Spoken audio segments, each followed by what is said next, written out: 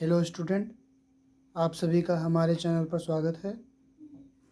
आज हम चैप्टर 3 और प्रश्नावली 3.1 का सेकंड पार्ट देखेंगे।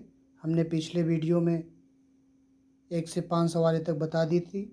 अगर आपने नहीं देखा है तो आप जाइए हमारे चैनल पर और देखिए। तो हम शुरू करते हैं। देखिए, दिया है निम्नलिखित समीकरणों से एक्स वाई तथा जेड के मान ज्ञात कीजिए। देखिए, ये क्या है? पहली पंक्ति पहला स्तंभ, दूसरी पंक्ति दूसरा स्तंभ, दूसरी पंक्ति पहला स्तंभ, दूसरी पंक्ति दूसरा स्तंभ। ये भी वही है। तो कितनी कोटि की, ये कितनी कोटि की आप भी हुए? देखिए, 2 गुणित 2 कोटि की, 2 पंक्ति है 2 स्तंभ, ये भी उतनी है 2 गुणित 2 कोटि की। तो देखिए, जब ये दोनों बराबर होती हैं, जब ये दोनों बराबर होती हैं तो हम क्या कर सकते हैं? दोनों अवयव की तुलना करने पर, दोनों अवयव की तुलना करने पर, दोनों अवयवों की तुलना करने पर, तो देखिए यहाँ पर 4 दिया है, यहाँ पे y, तो y बराबर क्या हो जाएगा? 4। और यहाँ क्या दिया है? देखिए 3 और z, तो z बराबर कितना हो जाएगा? 3। और यहाँ पे कितना दिया है? x बराबर 1, तो यहाँ पे क्या हो जाएगा? x बराबर 1। यही आपका क्या हो जाएगा? आंसर। इतना समझ में आ गया आपको? अब देखिए दूसरी सवाल। देखिए इसमें क्या दिया है? ये भी देखिए, पहली पंक्ति पहला स्तंभ, पहली पंक्ति दूसरा स्तंभ, दूसरी पंक्ति पहला स्तंभ, दूसरी पंक्ति दूसरा स्तंभ। तो ये भी देखिए 2 गुणित 2 कोटि का अवयव है। तो तो हम क्या करेंगे? तुलना करने पर क्या लिखेंगे? तुलना करने पर। तो x प्लस वाई बराबर 6, इसको समीकरण 1 मान लीजिए। और यहाँ क्या दिया? देखिए 5 प्लस जेड बराबर कितना दिया? देखिए 5। 5 प्लस जेड बराबर 5, तो जेड बराबर कितना हो जाएगा? 0। और यहाँ पे देखिए कितना दिया है? यहाँ पे 2 दिया है तो उसका कोई मतलब ही नहीं है। देखिए एक्स वाई बराबर 8, एक्स वाई बराबर 8, इसको मान लीजिए समीकरण, इसको 2 मान लीजिए। अच्छा, और इसको क्या मान लीजिए? समीकरण 3।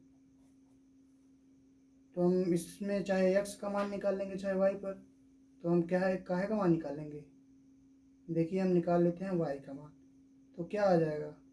y बराबर 8, एक गुणे में है, गुणा में है, क्या हो जाएगा? भाग में। y का मान हम समीकरण 1 में लिखने पर, y का मान समीकरण 1 में रखने पर, तो देखिए क्या दिया है समीकरण 1? x प्लस वाई बराबर हम क्या रखेंगे? 8 बटे x, और बराबर कितना दिया है? 6। तो ये कितना हो जाएगा? देखिए एक्स स्क्वायर प्लस 8, इधर क्या हो जाएगा? 6x। समझ में आया इतना आपको? तो अब इधर देखिए, देखिए तो यहाँ पे क्या हो जाएगा? एक्स स्क्वायर प्लस 8 बराबर 6x, तो ये वाला यहाँ पे चला आएगा, क्या हो जाएगा? माइनस में, x square minus 6x plus 8 बराबर 0। ये क्या बन गया? द्विघात समीकरण। तो देखिए कितना होगा? 6x गुणा करने पर 8 आवे और जोड़े घटावे पे 6x। देखिए 4 दूनी 8, 4 2 6x, तो यहाँ पे हम क्या लिखते हैं? एक्स स्क्वायर माइनस, देखिए 4 दूनी 8 और 4 2 6x। तो यहाँ पे देखिए, यहाँ पे x कॉमन है तो x कॉमन ले लेंगे, x माइनस 4 बचेगा। यहाँ पे माइनस 2 कॉमन है तो यहाँ पे x माइनस 4 बचेगा। x माइनस 4 और x माइनस 2 हो गया। देखिए यहाँ पे कॉमन है, बराबर 0।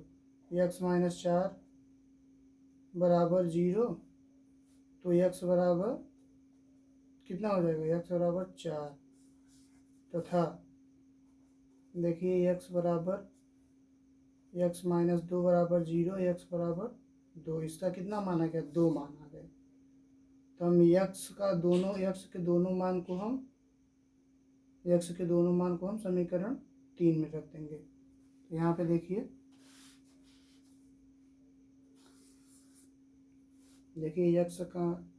x के दोनों मानों को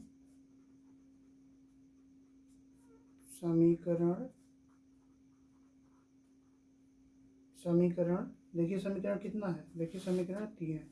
समीकरण 3 में रखने पर समीकरण 3 कितना है? x y बराबर 8।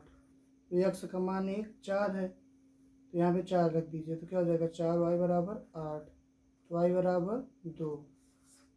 फिर देखिए x बराबर कितना रखना है? 2 लिख दीजिए। अच्छा, यहाँ पे x बराबर 4 रखने पर और यहाँ x बराबर 2 रखने पर,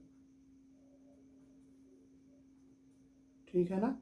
2 रखेंगे कितना हो जाएगा? देखिए x y बराबर 8 और यहाँ पे हो जाएगा देखिए x बराबर 2 y बराबर 8, तो 2 चौक 8, y बराबर 4। तो देखिए x के दो मान आ गए, 4 और 2, y के मान 2 और 4, z का मान 0। ये आपका क्या हो जाएगा? आंसर। अब अगली सवाल देखिए आप।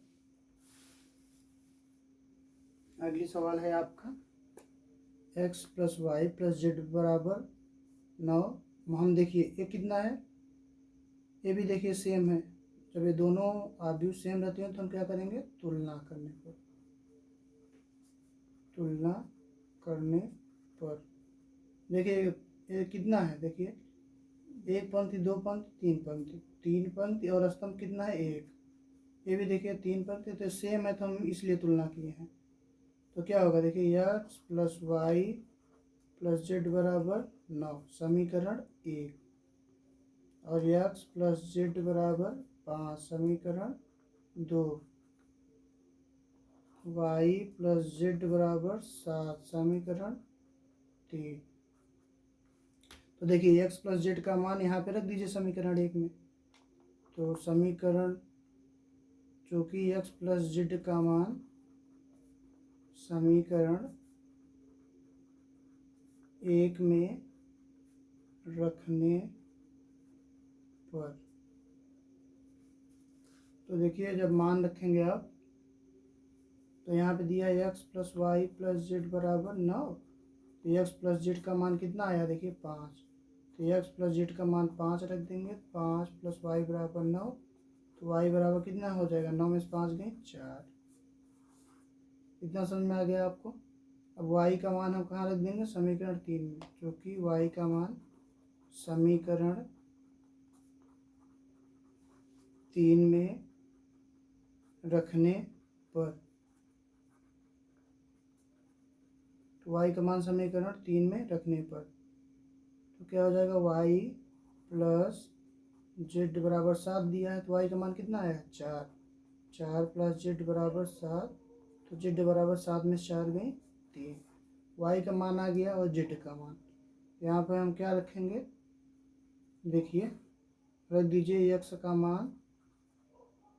x का मान तो निकालना ही है। x के मान के लिए तो यहाँ पे देखिए समीकरण अगर हम 2 में जेड का मान रख दें, समीकरण 2 में जेड का मान रखने पर, समीकरण 2 में जेड का मान रखने पर देखिए x प्लस जेड बराबर 5, तो जेड का मान कितना है? 3 5। यहाँ पे क्या आ जाएगा? जेड x बराबर 5 में से 3 गई 2। यही आपका आंसर। इतना समझ में आ गया आपको? अगर इतना समझ में आ गया हो आपको तो आप इसका स्क्रीनशॉट ले लीजिए। हम आगे बढ़ते हैं। अगली सवाल देखिए। अगली सवाल है आपका, देखिए दिया है समीकरण a minus B 2a plus C 2a minus B 3c plus D minus A 5 0 13। A B C तथा डी का मान ज्ञात करना है। तो देखिए पहले इसमें कितनी है, 2 पंक्ति हैं और 2 स्तंभ, 2 पंक्ति और 2 स्तंभ। तो इसकी हम तुलना करेंगे, तुलना करने पर तुलना कर देंगे तो देखिए क्या दिया है, a माइनस बी बराबर -1, इसको मान लीजिए समीकरण 1। और क्या दिया है, 2a प्लस सी बराबर 5 समीकरण 2।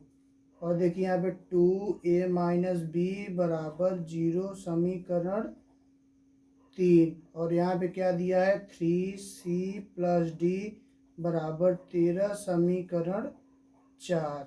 तो हम क्या करेंगे, देखिए 2a माइनस बी समीकरण 3 से, समीकरण 3 से, समीकरण 3 से 2a माइनस बी बराबर 0। तो यहाँ पे हम b का मान निकाल लेंगे तो कितना आएगा, 2a आएगा। तो b का मान समीकरण 1 में रखने पर, b का मान समीकरण 1 में रखने पर, तो देखिए b का मान समीकरण 1 में रखेंगे तो a माइनस बी बराबर -1। तो b का मान कितना है, देखिए b का मान है 2a बराबर -1। -2a में से गया -a बराबर -1, तो a बराबर कितना आ जाएगा, 1। इतना समझ में आ गया आपको। आगे देखिए a का मान समीकरण 1 में रख दीजिए, a का मान समीकरण 1 में रखने पर, a का मान समीकरण 1 में रखने पर, समीकरण 1 क्या है, a माइनस बी बराबर -1, a का मान 1 माइनस बी -1। ये वाला देखिए माइनस वहाँ पे चला जाएगा, तो माइनस बी बराबर -1, तो b बराबर कितना हो जाएगा, 2। अब देखिए b का मान समीकरण, b का मान मत रखिए, देखिए a का मान रख दीजिए। यहाँ पे a का मान निकल गया है, a का मान समीकरण 2 में रखने पर, a का मान समीकरण 2 में रखने पर, तो क्या दिया है समीकरण 2, 2a प्लस सी बराबर 5, a बराबर 1 रख दीजिए, तो 2a प्लस सी बराबर 5। तो क्या हो जाएगा, 2 प्लस सी बराबर 5, सी बराबर 5 में से 2 गए 3, सी का मान आ गया। अब डी का मान चाहिए, तो यहाँ पर रख दीजिए। देखिए सी का मान समीकरण 4 में रखने पर, सी का मान समीकरण 4 में रखने पर, तो देखिए 3c प्लस डी बराबर 13, सी का मान 3 है, 3 त्रिका 9 प्लस डी बराबर 13, डी बराबर देखिए यहाँ 13 है, 9 में से 13 में से 9 में कितना आएगा, 4। तो ए बी सी डी का मान आ गया, यही आपका आंसर। अब आगे देखिए, आगे आपका सवाल दिया है, देखिए दिया है ए आपका बहुविकल्पीय ए आई जे आव्यूह में m इंटू एन एक वर्ग आव्यूह है। आप इतना जानते हैं कि हम एक वर्ग आव्यूह तभी होता है जब m इंटू एम बराबर n हो, मतलब पंक्ति गुणित पंक्ति बराबर स्तंभ हो, तभी एक वर्ग आव्यूह होता है। हमने पिछले वीडियो में बताया है, अगर आपने नहीं देखा है तो आप देख लीजिए, तभी समझ में आएगा। यही इसलिए इसका सही आंसर ये होगा। और ये देखिए x तथा y के प्रदत्त किन मानों के लिए आव्यूह को निम्नलिखित युग्म समान है। देखिए 2 गुणित 2 कोटि का आव्यूह है, ये भी 2 गुणित 2 कोटि का आव्यूह है। इसको हल करेंगे तो आपका यही, इसमें से तीनों नहीं आएगा, आप देख लीजिएगा, इसमें ये सही है। और अगली सवाल देखिए, इसमें क्या दिया है, 3 गुणित 3 कोटि की ऐसे आव्यूह कुल कितनी संख्या होगी जिनकी प्रत्येक प्रविष्टि 0 या 1 है। तो देखिए कितनी प्रविष्टि है, प्रविष्टि 2 है, प्रविष्टि 2 है, 0 और 1 है। तो प्रविष्टि जब 2 है और कोटि कितनी है, 3, तो प्रविष्टि देखिए प्रविष्टि 2 है, 1 और 2। तो हम क्या करेंगे, देखिए 2 और आव्यूह कोटि कितनी है, 3 त्रिके 9, 2 9। अगर इसका हम गुणा करेंगे तो 512 आएगा, इसलिए ये वाला सही होगा।